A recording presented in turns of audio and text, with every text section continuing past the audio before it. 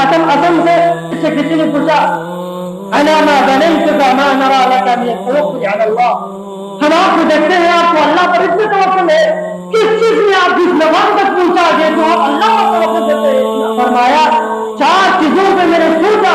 غور کیا، فکر کیا، یہ 4 چیزوں نے مجھے اللہ پر توکل کرنے پر مجبور کر دیا۔ علمت ان رزقي لن يأكل غيري، میں نے یہ سوچا، یہ جان لیا کہ جو میرے رزق میں، میرے تقدیر میں جو رزق لکھا ہوا ہے ان میرے علاوہ کوئی نہیں کھا سکتے، اس لیے میں نے سوچا کہ میرے رزق میرے علاوہ کوئی نہیں کھا سکتے، اس لیے میں نے اللہ پر توکل کر دیا۔ علمت ان عملي لا يعمله غيري